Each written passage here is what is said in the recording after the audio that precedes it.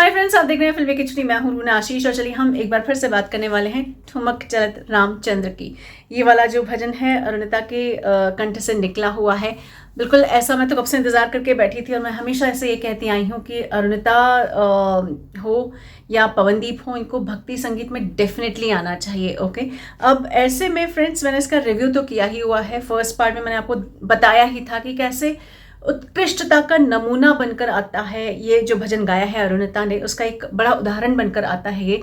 शब्दशः एकदम कानों में रस घोलते हैं, आवाज़ तो है ही मिठास भरी, और फिर जो श्री रामचंद्र का स्वरूप दिखाया गया है वीडियो में, वो भी आपका मन मोह लेता है। मतलब एक उत्कृष्टता का नमूना जैसे कहा जा सकता है, ये बिल्कुल वैसा सा भजन है। आपका रुकने का ना मन होता है, ना ऐसा लगता है थमने का मन होता है। ऐसा लगता है बस लूप में लगाकर आप इसको सुनते रहिए, दिन भर पीछे चलाते रहिए। और पूरे देश का माहौल ही ऐसा है यार, एवरीबडी इज वेटिंग फॉर भगवान जी, राम जी के लिए।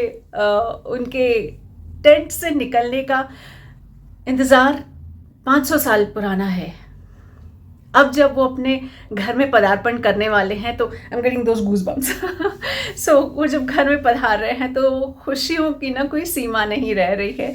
मैं सच में, मेरी इच्छा है कि जैसे ही पॉसिबल हो, सर्टनली मैं अभी अयोध्या नहीं जा पाई क्योंकि पाँव में लगी थी और ये वो और 2-3 चीज़ ऐसी हो गई। मैंने कहा जैसे ही सब कुछ सामान्य होता है, पूरे परिवार के साथ एक बार भगवान जी से मिलने की इच्छा है मुझे।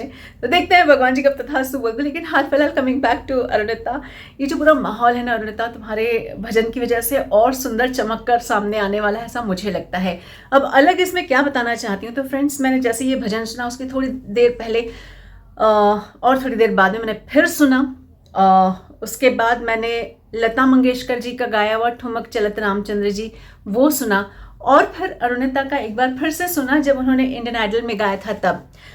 दोनों में, मतलब उस वाले इंडियन आइडल में गाए हुए ठुमक चलत और इस वाले में बहुत अंतर मुझे नज़र आता है। अंतर किस तरीके से नज़र आया, तो अरुणिता में ना उस समय जब गाती है तो सर्टनली एक उम्र होती है और उस उम्र को खूब जीना चाहिए। अगर उम्र कम है या जैसी भी है, कच्ची उम्र है, 17-18 साल की लड़की है, तो उसकी आवाज़ में वो परिपक्वता नहीं आएगी। उसके आवाज़ में भाव लाने की वो पूरी कोशिश करेगी, लेकिन वो भाव थोड़े से आना शुरू होते हैं क्योंकि उम्र उतनी कोमल सी है और उम्र का मुकाबला सिर्फ उम्र कर सकती है। और मुझे ऐसा लगता है कि ये जो उनकी आयु थी, उस आयु के हिसाब से जब उन्होंने रामचंद्र जी वाला ये भजन गाया था तो आपके कानों को यकीन नहीं होता है कि ये एक लड़की गा रही है और जिसके पास अनुभव, कुछ उम्र का अनुभव नहीं है, पर कितने परफेक्शन से गा रही है। आपका ना पूरा ध्यान वहाँ खींच कर चला जाता है। वैसे ही वो जो रामनवमी स्पेशल बनाया गया था उसमें एक के बाद एक इतने सुंदर सुंदर भजन गाने गाए जा रहे थे, परफॉर्मेंसेस दिए जा रहे थे कि आपको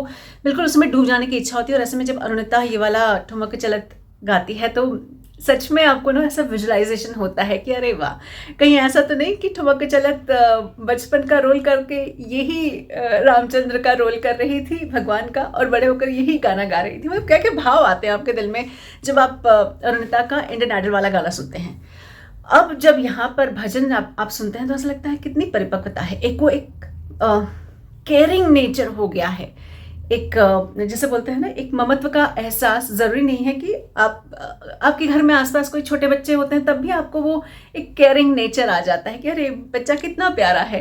तो मुझे पता नहीं कुछ ऐसी खनक महसूस हुई अरुणिता की आवाज़ में कि बहुत केयरिंग फीलिंग है, जो किसी भी बच्चे को देखकर कोई भी एक महिला जब सोचती होगी, एक लड़की सोचती होगी तो इतना ही प्यारा गाना गाती होगी।